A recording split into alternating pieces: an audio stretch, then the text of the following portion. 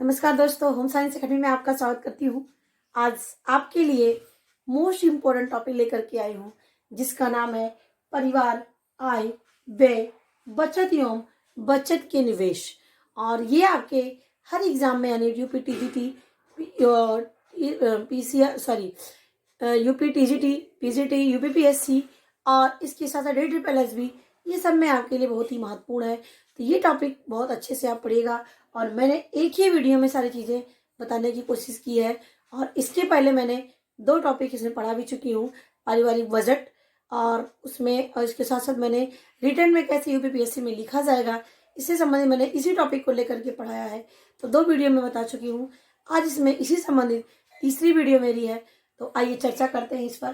तो देखिए, सबसे पहले आय क्या होती है, परिवार की क्या आय होती है, जिसे हम इनकम कहते हैं।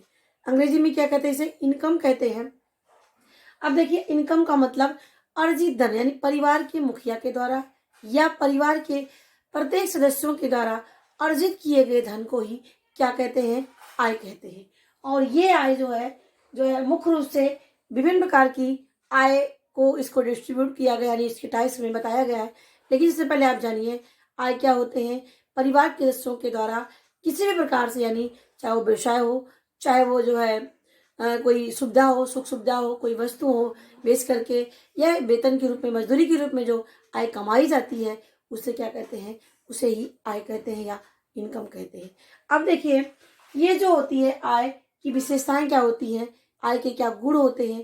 तो देखिए, सबसे पहले यहाँ पर शिक्षा। तो शिक्षा का मतलब है कि शिक्षा का स्तर जितना ज़्यादा उच्च होगा और इनकम उतनी ही ज़्यादा होगी। तो ये चीज़ें हैं, शिक्षा का स्तर जितना ज़्यादा उच्च होगा और उतना ही ज़्यादा जो है इनकम जो है आय ज़्यादा होती है कंपेरिजन अशिक्षित या अशिक्षा के कंपेरिजन में। दूसरा आता है हमारा व्यवसाय, बिजनेस।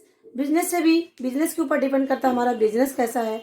और मतलब उच्च हाई स्टैंडर्ड के होंगे तो अधिक इनकम होगी, कम बिजनेस का होगा यानी कम इनकम के होंगे तो उससे कम जो है इनकम प्राप्त होगी। और इस तरह राष्ट्रीय आय, यानी जब राष्ट्रीय आय घटता है तो क्या है, पारिवारिक आय जो है घटती है, परिदृश्यों की आय घटती है। राष्ट्रीय आय बढ़ता है तो पारिवारिक आय क्या होता है, बढ़ता है। तो ये इसके ऊपर भी डिपेंड करता है। तो ये चीजें हैं परिवार की विशेषताएं। तो हमारे ये शिक्षा, व्यवसाय और राष्ट्रीय आय पर डिपेंड करता है पारिवारिक आय। तो ये चीजें हो गई। अब आता है हमारा जो आय होती है, आय मुख्य रूप से 3 प्रकार के होते हैं। क्या क्या है, मौद्रिक आय, वास्तविक आय और मानसिक आय। अब देखिए, बहुत ही ज्यादा इसमें कंफ्यूजन लोगों की रहती है कि कई बार लोगों ने पूछा भी इसके बारे में कि मौद्रिक आय क्या होती है। तो देखिए, मौद्रिक आय को हम मनी इनकम कहते हैं। क्या कहते हैं, मौद्रिक आय को ही मनी इनकम कहते हैं। अब क्या होता है, एक निश्चित अवधि के बाद मुद्रा के रूप में जो प्राप्त होता है। देखिए, मैंने बहुत शॉर्ट में डिफिनेशन लिखा है जिससे आपको टॉपिक समझ में आ जाए। तो देखिए, मौद्रिक आय का मतलब कि एक निश्चित अवधि के बाद जो मुद्रा के रूप में प्राप्त होता है उसे ही मौद्रिक आय या उसी को ही मनी इनकम कहते हैं। अब देखिए, यहाँ पर लिखा है मैंने वेतन, जैसे 1 महीने के बाद मिलता है, मजदूरी 1 महीने बाद, 2 महीने बाद, 6 महीने बाद, यानी एक निश्चित अवधि पूरा होने के बाद जो पैसा मिलता है वेतन के रूप में, मजदूरी के रूप में, ब्याज के रूप में, किराया के रूप में, पेंशन, ग्रेचुटी, रॉयल्टी, उपहार, ये सारी चीजें मैं इसकी पहले वाली वीडियो में बता चुकी हूँ। तो देखिए, रॉयल्टी मैंने बताया ही, रॉयल्टी क्या होता है, जो बुक लिखते हैं उनके बाद जो पैसा मिलता है उनको उसी को रॉयल्टी कहते हैं। ग्रेचुटी क्या होती है, जो पेंशन मिलता है, सरकारी नौकरी करने जो करते हैं उनके रिटायर होने के बाद जो पैसा इकट्ठा मिलता है मुफ्त में, उसी को ग्रेचुटी कहते हैं। तो ये इनके बाद इन सब चीजें क्या आती है, मौद्रिक आय में होती है, जिन्हें हमें धन के रूप में प्राप्त होता है। जैसे उपहार क्या होता है, लोग जैसे किसी शादी विवाह में होता है, निमंत्रण देते हैं तो उसके पैसे क्या होते हैं, निमंत्रण के लिए फिर हम जाते हैं वहां पर, पैसा देते हैं उपहार के रूप में, गिफ्ट के रूप में, तो भी क्या उससे धन में प्राप्त होता है। तो यानी ये सारी चीजें क्या होती हैं, वो मनी इनकम में आती हैं। तो मनी इनकम में जिसमें एक निश्चित अवधि के बाद, एक निश्चित समय के बाद हमें धन मिलता है, उसी को ही मनी इनकम कहते हैं। अब आता है हमारा वास्तविक आय। अब देखिए, इसी में सबसे ज्यादा कंफ्यूजन है, वास्तविक आय क्या होती है। वास्तविक आय को ही हम रियल इनकम के नाम से जानते हैं। क्या होता है, वास्तविक आय को ही हम रियल इनकम के नाम से जाना जाता है। अब देखिए, अब वास्तविक आय किसे कहते हैं। अब ये 2 प्रकार का होता है, प्रत्यक्ष और अप्रत्यक्ष आय। क्या होती है, प्रत्यक्ष आय और अप्रत्यक्ष आय। सबसे पहले जानते हैं वास्तविक आय या रियल इनकम होती क्या है। मैंने यहाँ पर देखिए लिख दिया है, वास्तविक आय बराबर क्या होती है, निःशुल्क सेवा या वस्तु प्लस मौद्रिक आय से प्राप्त सेवा व वस्तु। ध्यान सुनिएगा, यानी निःशुल्क, अब इसको आगे बताएंगे हम, निःशुल्क सेवा और वस्तुएं प्लस मौद्रिक, मौद्रिक मतलब धन के द्वारा प्राप्त वस्तुएं सेवाएं, यानी एक जो है सुविधा के रूप में प्राप्त वस्तुएं सेवाएं, दूसरा धन दे करके प्राप्त वस्तुएं और सेवाएं, इन दोनों को मिला करके ही हम क्या कहते हैं, वास्तविक आय या रियल इनकम के नाम से जाना जाता है। अब आता है हमारा, ये दो प्रकार के होते हैं, प्रत्यक्ष आय होते हैं और अप्रत्यक्ष आय होते हैं। अब इसी को देखिए, डायरेक्ट इनकम और इनडायरेक्ट इनकम। अब डायरेक्ट इनकम में क्या होता है, वेतन के साथ प्राप्त सुविधा। अब देखिए, हमेशा डायरेक्ट इनकम जाने रहिएगा, डायरेक्ट इनकम वो होता है जिसमें हमें पैसे खर्च नहीं करने पड़ते हैं, बल्कि हमें सुख सुविधा के रूप में हमें प्राप्त होते हैं, उसे हम क्या बोलते हैं, डायरेक्ट इनकम। जिनके लिए हमें डायरेक्ट पैसा या धन खर्च नहीं करना पड़ता है, उसे ही क्या बोलते हैं, उसी को ही हम प्रत्यक्ष इनकम या डायरेक्ट इनकम कहते हैं। अब देखिए, इसमें क्या है, वेतन के साथ प्राप्त सुविधा क्या है, वेतन क्या, देखिए जो नौकरी करने वाले होते हैं क्या होते हैं, उनको जो एमएलए हुए, आईएएस पीसीएस हुए, टीचर हुए, इनको क्या मिलता है, वेतन के रूप में पैसे मिलते हैं। लेकिन इसके साथ साथ उनको रहने के लिए चिकित्सा सुविधा, टेलीफोन सुविधा और ये सारी चीजें मिलती हैं। तो उन्होंने क्या, उनके एक सुविधा के रूप में मिलता है, वेतन तो ले ही रहे, लेकिन प्लस इनको जो सुविधा मिलती है, वो सुविधा इनकी किस में आती है, प्रत्यक्ष आय में होती है। और यहाँ पे मैंने दुकान और सब्जी लिखा है, एग्जाम्पल यही समझिए, जैसे किसी के घर में दुकान है, तो उस दुकान की चीजों को अपने कहीं पैसा दे करके वो खरीदेगा नहीं, बल्कि दुकान में जो चीजें उपलब्ध है उसी को लेगा और उसी को उपभोग करेगा। और सब्जी, इसके यहाँ सब्जी की दुकान है, और सब्जी नहीं खरीदे, उसके यहाँ उपलब्ध है, उसी से वो अपना चलाएगा। यानी जो उससे क्या है, जिसको बिना पैसा खर्च किए जो हमें वस्तु और सेवा मिल रही है, उसमें क्या आती है, प्रत्यक्ष आय में आती है।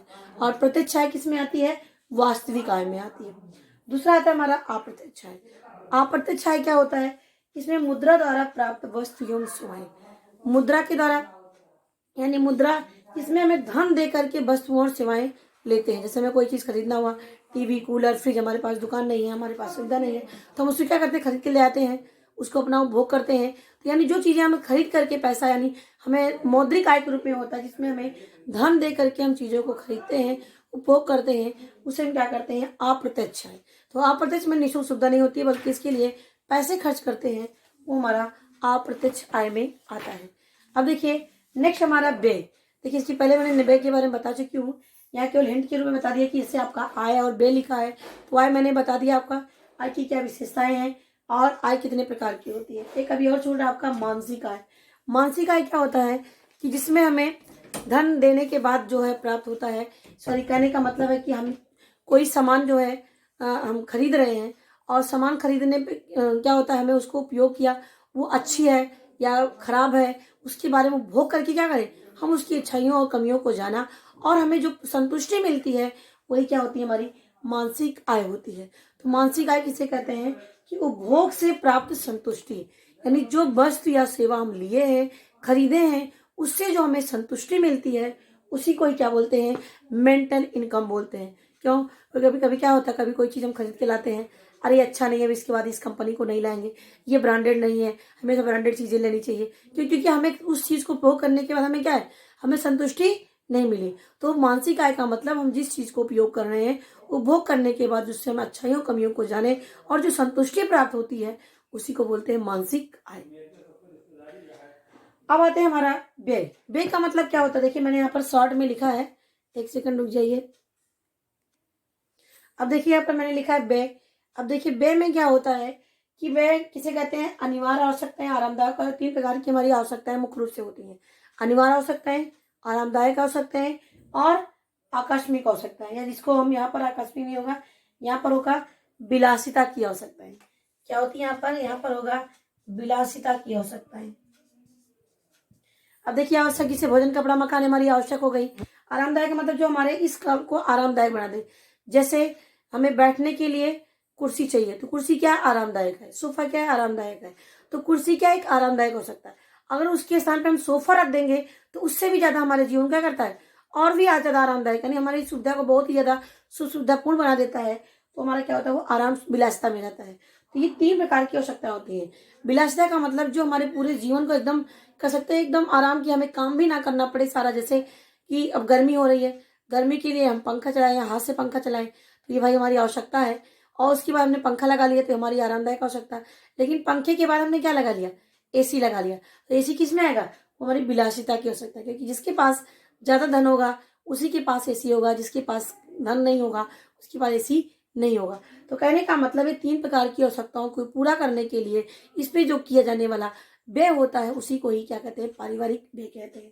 तो मैंने यहाँ पर लिख दिया है, अनिवार्य, आरामदायक और विलासिता पर किया जाने वाला खर्च बराबर व्यय, किया जाने वाला खर्च बराबर व्यय कहलाता है। ये हो गया।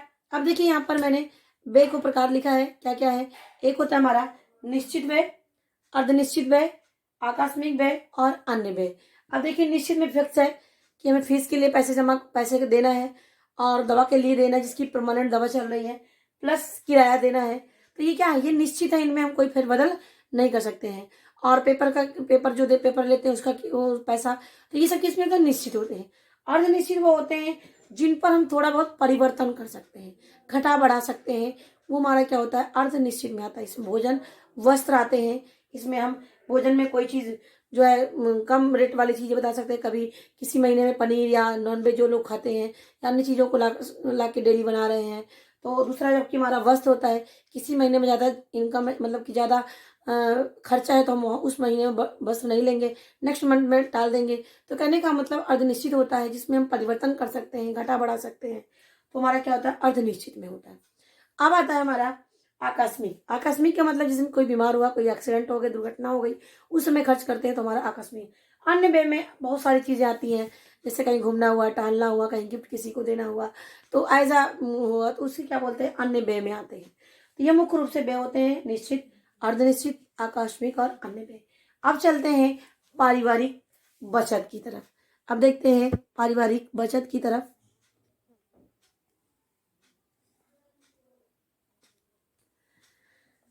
देखिए यहाँ पर पारिवारिक बचत। अब देखिए पारिवारिक बचत किसे कहते हैं, सबसे पहले जानिए पारिवारिक बचत होता क्या है। देखिए यहाँ पर पारिवारिक बचत, अब पारिवारिक बचत किसे कहते हैं, तो देखिए आय हमारे पास आई और हमने खर्च कर दिया अपने आरामदायक और विलासिता और अनिवार्य आवश्यकताओं पर हमने खर्च कर दिया।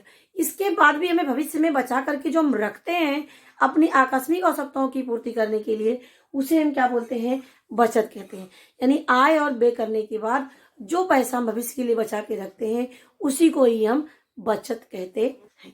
अब देखिए बचत करने के कई माध्यम है। सबसे पहले घर में हम गुल्लक रखते हैं या कहीं और बैंक में जमा कर देते हैं या डाकखाने में जमा कर देते हैं।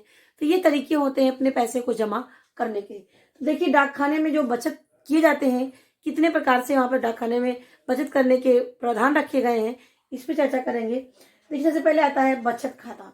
अब ये बचत खाता जिसे हम सेविंग अकाउंट भी कहते हैं।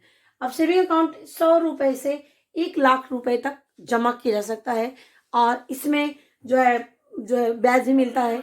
जैसे ये देखिए इसका जो ब्याज होता है ये बदलता रहता है, ये इसकी आवश्यकताओं के अनुरूप क्या होता है कि भविष्य के अनुसार बदलता रहता है। तो इसीलिए मैंने यहाँ पर ब्याज नहीं लिखा है, तो ये जान लीजिए ये बचत खाता और इसमें सरकार ब्याज देती है। दूसरा आता है राष्ट्रीय, 100 रुपए से 1 लाख रुपए तक जमा कर सकते हैं। अब आता है हमारा राष्ट्रीय बचत पत्र। अब देखिए राष्ट्रीय बचत पत्र क्या होता है, इसी को शॉर्ट में लिखिए, इसका फुल फॉर्म भी आता है, इसमें। तो देखिए इसमें क्या है, राष्ट्रीय बचत पत्र, इसको हम शॉर्ट में क्या बोलते हैं, NSC बोलते हैं, नेशनल सेविंग अकाउंट। क्या कहते हैं, नेशनल सेविंग अकाउंट कहते हैं। और इसमें क्या होता है, निश्चित राशि का बचत पत्र होता है। यानी इसमें क्या होता है, एक तरीके से कागज जैसा मिलता है, जैसे हम सर्टिफिकेट के रूप में होता है। तो उसमें सब लिखा रहता है कि 100 रुपए का है, 500 रुपए का है, और इस तरह से उसमें पैसे दिए रहते हैं और वो उसको जमा कर दिया जाता है। उतने रुपए खरीद लेते हैं जितने उतने रुपए दे करके, और उसको रखते हैं। जब उसका टाइम पूरा हो जाता है 5 वर्ष, उसके बाद उसको ले जाकर के जमा करते हैं। उसकी जो ब्याज मिलता है, ब्याज सहित हमें वो पैसा वापस मिल जाता है। तो एक तरीके से वो कागज जैसा होता है, इसको हम राष्ट्रीय बचत पत्र उस पर लिखा होता है, जिसका शॉर्ट में NSC भी कहते हैं। और ये डाकखाने में खोले जाने वाला बचत खाता होता है और ये निश्चित राशि होता है, निश्चित समय के लिए होता है। अब आता है किसान विकास पत्र। किसान विकास पत्र ये जो है किसानों के लिए है, ये 8 वर्ष 4 महीने के लिए जमा किया जाता है। और जैसे ये बचत पत्र मिलता है, ऐसे ही ये किसान विकास पत्र भी मिलता है। इसमें क्या होता है, 100 रुपए, 500 रुपए, 1000 रुपए का हम सर्टिफिकेट खरीदते हैं और उसमें लिखा रहता है उतने पैसे हम जो है डाकखाने में दे देते हैं और उसको हम खरीद लेते हैं। और जब हमारा समय पूरा हो जाता है, 8 महीने, 8 वर्ष 4 महीना, फिर उसको हम क्या करते हैं, उसको दे दे करके उसका ब्याज सहित हम प्राप्त कर लेते हैं। तो ये जैसा जितना हम इसमें जमा करते हैं उसी के अनुसार हमें इसमें पैसे मिलते हैं। तो ये हमारा होगा किसान विकास पत्र। अब आता है वरिष्ठ नागरिक। देखिए वरिष्ठ नागरिक का मतलब ये ओल्ड एज के लिए होता है। इसमें जो 60 वर्ष के लोग क्या है इसमें जो है जमा कर सकते हैं। इसमें जो पैसा जमा करते हैं उसमें 8.5% ब्याज मिलता है। ये क्या है, वरिष्ठ नागरिक योजना है। अब आता है डाकघर मासिक आय योजना। ये 3 लाख रुपए से 6 लाख, यानी अगर कोई सिंगल जमा कर रहा है तो 3 लाख, उसमें डबल लोग हैं तो उसमें 6 लाख रुपए जो है ज्वाइंट, इसमें 6 लाख रुपए जो है दे सकते हैं। मतलब ज्वाइंट में 6 लाख और सिंगल में 3 लाख रुपए जमा कर सकते हैं, 5 वर्ष के लिए जमा कर सकते हैं। और एक अभी आप आया है कन्या विद्याधन योजना, ये मोदी जी के द्वारा लाया गया है। और ये कन्या विद्याधन ये डाकखानों में खोला जा रहा है, बैंक में भी खोला जा रहा है।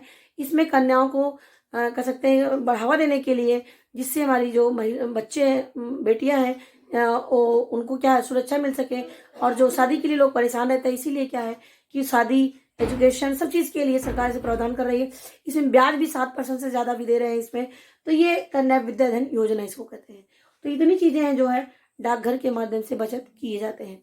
अब आता है हमारा बैंक के माध्यम से बचत। अब देखिए बैंक में एक होता है बचत खाता, जैसे हमारा यहाँ पर बचत खाता है, ऐसे यहाँ पर भी है। 1,000 से रुपए से यहाँ पर खोले जा सकते हैं, 500 रुपए से भी खोले जा सकते हैं। लेकिन अब कुछ अकाउंट में 1,000 रुपए होना अनिवार्य है खाते में। और इसमें एक चेकबुक मिलता है और उसमें हमारा नाम, पता, सब कुछ, फोटो, सब कुछ उसमें होता है। और हम उसको समय समय पर निकाल सकते हैं। और इस बचत खाते में सरकार अपना ब्याज भी देती है, यानी हम जो जमा करते हैं उसमें अपना ब्याज लगा करके बचत खाता में देता है। तो अब आता है जैसे 4% हुआ, 5% हुआ, उस ब्याज देता है। अब चालू खाता जबकि इसी से जस्ट अपोजिट, चालू खाता में क्या है, चालू खाता के बिजनेसमैन के लिए होता है। ये कभी भी निकाल सकते हैं, कभी भी जमा कर सकते हैं। इसमें कोई ब्याज सरकार नहीं देती है। और इसमें सर्विस टैक्स भी उनको देना पड़ता है, जगह नहीं, जब वो निकाल सके, जब वो जमा कर सके, इसके लिए चालू खाता होता है। इसमें ब्याज नहीं मिलता है चालू खाता में, जबकि हमारे बचत खाता में ब्याज मिलता है। अब देखिए प्रधानमंत्री जन धन योजना, ये 15 अगस्त 2014 से शुरू किया गया है। और इसमें ऐसे लोगों का है जिनके पास कोई भी खाता नहीं था। ये कम से कम प्रारंभिक समय में लगभग करोड़ों लोग इससे जुड़े और आज भी जुड़े हुए हैं। तो ये प्रधानमंत्री जन धन योजना 15 अगस्त 2014 से इसको शुरुआत की गई है। जीरो बैलेंस से इसको शुरुआत की गई थी। मतलब जीरो बैलेंस में पैसा भी नहीं हो, तभी केवल आपका खाता चल जाए, उसमें आपके नाम से खाता हो कोई, तभी ये खोला है। इसी को बोलते हैं प्रधानमंत्री जन धन योजना। अब आता है हमारा आवर्ती या निश्चित अवधि खाता। तो आवर्ती का मतलब एक निश्चित समय के लिए जमा किया जाता है। उसी तरह निश्चित अवधि का जैसे मैंने यहाँ पर बताया आपको, इतने साल, इतने महीने के लिए जमा करते हैं, 8 वर्ष, 5 वर्ष, 10 वर्ष, 20 वर्ष। तो इस तरह से निश्चित जमा होती है, उसके बाद जमा कर लेते हैं। इतने साल पूरा होने के बाद हमें ब्याज सहित पैसा मिलता है। तो उसे हम आवर्ती, या दूसरा होता है निश्चित अवधि जमा खाता। आवर्ती जमा योजना अलग होती है और निश्चित अवधि जमा खाता अलग होता है। तो ये चीजें हो गई जो कहाँ खोली जाती है, बैंक के माध्यम से। अभी आपका इसमें चेक, वाहक चेक जो होते हैं, कई प्रकार के चेक होते हैं, इसको मैंने यहाँ पर नहीं पढ़ाई हूँ। मैं उसको नेक्स्ट वीडियो में आपके लिए लेकर के आऊंगी कि कितने प्रकार के चेक होते हैं, कौन कौन से चेक किसके लिए होता है, कौन सा सुरक्षित है, कौन सा असुरक्षित है, ये सब पे हम चर्चा करेंगे। तो अब इसमें आपका नेक्स्ट देखिए बचत का निवेश, यानी अपने विनियोग के क्या क्या माध्यम है, हम अपने पैसे को कहाँ कहाँ लगा सकते हैं, कहाँ कहाँ जमा कर सकते हैं, ये चीजें हैं। अब इसको देखते हैं नेक्स्ट में। अब देखिए इसमें क्या है, विनियोग के माध्यम, यानी जो हम बचत किए हैं उसका निवेश कहाँ पे करना है। जैसे सबसे पहले बीमा आता है। क्या होता है बीमा, जैसे LIC लाइफ इंश्योरेंस कॉर्पोरेशन एक हमारी सरकारी संस्था जिसमें हम पैसे जमा करते हैं, बहुत ही कह सकते हैं वैलिड होती है, वैल्यूएबल होती है, बिलीव इसमें किया जा सकता है। उसी तरह से ये बीमा जीवन बीमा योजना होती है, जो अपने भविष्य को सुरक्षित रखने के लिए जमा करते हैं और 10 साल, 20 साल, 25 साल के लिए जमा कर देते हैं और फिर उसको निकालते नहीं है। और यदि निकालते हैं तो उसमें ब्याज कुछ उसमें कर सकते हैं, उसमें थोड़ा घटा करके जो है सरकार मतलब बैंक देते हैं। और नेक्स्ट इसमें अग्नि बीमा, यानी अग्नि बीमा का मतलब होता है कहीं ऐसे में फसल के लिए अपना बीमा कर रहे हैं, कभी कभी क्या होता है पूरी फसल में आग लग जाती है, तो इसके लिए हम पहले से बीमा करा के रखते हैं। तो हमें यदि हमारी आग लग भी लगता है हमारी फसल में, तो उसका पूरा धन हमें सरकार बैंक के द्वारा मिल जाता है। सामाजिक बीमा योजना, सामाजिक बीमा योजना में भी होता है जैसे कोई दुर्घटना हो जाए या कुछ हो जाए तो उसके लिए भी हम सुरक्षित रहते हैं, जिससे हमें पैसा जो हमारा नुकसान में ना जाए, तो इसके लिए लोग क्या करते हैं, बीमा कराते हैं। तो ये चीजें हो गई। अब आता है प्रधानमंत्री सुरक्षा बीमा योजना। ये जो है 1 जून 2015 से इसको शुरू किया गया था। कितना, 1 जून 2015 से इसको शुरू किया गया था। और ये जो होता है 1 वर्ष में इसको रिन्यूअल कराना पड़ता है। क्या होता है, 1 वर्ष में इसको रिन्यूअल कराना पड़ता है। और ये 18 वर्ष से 70 वर्ष के लोग इसको लाभ ले सकते हैं, यानी 18 वर्ष से 70 वर्ष तक लोग इसमें जमा कर सकते हैं। और फिर उसके बाद उसमें जो है इसका पैसा जितना हम जैसे जमा किए रहते हैं उसी हिसाब से हमें इसका पैसा मिलता है। तो ये प्रधानमंत्री सुरक्षा बीमा योजना है, और यदि दुर्घटना हो जाए या कुछ हो जाए तो उसका पैसा हमें मिलता है। तो ये 1 वर्ष में इसको रिन्यूअल कराना पड़ता है। इसे 1 वर्ष में हमने जमा किया, कुछ नहीं हुआ है, बाय द वे हो गया एक्सीडेंट या कुछ हो गया तो उसका पैसा हमें मिल जाता है। और उसके बाद लेकिन इसको हर साल क्या होता है, रिन्यूअल कराना पड़ता है। तो इसे बोलते हैं प्रधानमंत्री सुरक्षा बीमा योजना। अब नेक्स्ट हमारा आता है अटल पेंशन योजना। अटल पेंशन योजना गरीबों के लिए है। ये 18 से 40 वर्ष के लोग इसमें जमा कर सकते हैं पैसे को, और इसमें 1,000 से लेकर के 5,000 रुपए जमा कर सकते हैं। और 60 वर्ष के बाद इसमें 60 वर्ष के बाद इसमें जितना जैसे पैसा जमा किए रहते हैं उसी के अनुसार इसमें हमें पैसा मिलता है। तो ये होता है अटल पेंशन योजना। तो अब आता है सार्वजनिक भविष्य निधि योजना। अब देखिए, सार्वजनिक भविष्य निधि योजना है, ये एक सरकारी योजना है, और ये सरकारी में तो केंद्र सरकार के द्वारा लगाई गई योजना है। सार्वजनिक भविष्य निधि योजना क्या है, ये केंद्र सरकार के द्वारा लाई गई है। और इसमें SBI में खाता खोल सकते हैं, पोस्ट ऑफिस में इसका खाता खोला जा सकता है, main post office, head post office जहाँ पर होता है वहां पर। और इसमें 500 से लेकर 1 लाख रुपए तक जमा कर सकते हैं इसमें सार्वजनिक भविष्य निधि योजना में। और इसी के अंतर्गत आता है UTI, यानी United trust of India. United trust of India ये हमारी सार्वजनिक भविष्य निधि योजना में है। और भविष्य निधि योजना, अब देखिए यहाँ पर भी 1966 में इसको लागू किया गया था। और ये देखिए, जो भविष्य निधि योजना है, ये जो सरकारी जॉब कर रहे होते हैं उनके वेतन से जो पैसे कटते जाते हैं और फिर लास्ट में इकट्ठा मिलता है, वो हमारी भविष्य निधि योजना में आता है। तो ये चीजें मैंने आपको बता दिया, आय क्या है, व्यय क्या है, आय के क्या क्या साधन होते हैं, क्या क्या विशेषताएं होती हैं, बचत जो है कहाँ कहाँ कर सकते हैं, डाकघर में क्या है, जैसे बचत खाता, राष्ट्रीय बचत पत्र, किसान विकास पत्र, वरिष्ठ नागरिक, और डाकघर मासिक योजना, कन्या विद्या धन योजना। अब इसमें बैंक में बचत खाता, चालू खाता, आवर्ती जमा खाता, निश्चित अवधि खाता, प्रधानमंत्री जन धन योजना। अब आता हमारा विनियोग के माध्यम। अब विनियोग के माध्यम में क्या है, बीमा। अब बीमा क्या है, जीवन बीमा, अग्नि बीमा, सामाजिक बीमा। अब इसमें प्रधानमंत्री सुरक्षा बीमा योजना, अटल पेंशन योजना है, और सार्वजनिक भविष्य निधि योजना में UTI है, और भविष्य निधि योजना है। तो आशा करती हूँ कि आपको बहुत अच्छे से समझ में आया होगा। और एक ही वीडियो में देखिए मैंने सारे टॉपिक को कवर किया है, और प्लीज़ आप इसको अच्छे से नोट डाउन कर लीजिएगा। और इसकी क्लिप यानी इसकी फोटो जो है मैं टेलीग्राम पर भेज दूंगी, वहां से आप इसको और अच्छे से नोट कर लीजिएगा। इनकी वीडियो अपने शब्दों में, अपनी भाषा में उसको अपने में नोट्स जरूर इसका बना के रखिए। ये आपके हमेशा के लिए हो जाएंगे, और आपके पास बुक होगी। अब इसको आपने पढ़ लिया है, अब बुक से आप हेल्प लेंगे, आपको पूरी बातें अपने आप समझ में आती जाएंगी। तो आशा करती हूँ कि अच्छे समझ में आया होगा। मेरे वीडियो देखने के लिए आपको बहुत बहुत धन्यवाद। और आप लोग इतना सपोर्ट करते हैं, इतना प्यार करते हैं, बहुत ही अच्छा लगता है आप लोगों का कमेंट सुन करके। और इस तरह स्थिति में भी इसीलिए मैंने आप लोगों के लिए बैठ करके वीडियो बनाया, जिससे आपका लॉस ना हो और आपकी पढ़ाई चलती रहे। धन्यवाद।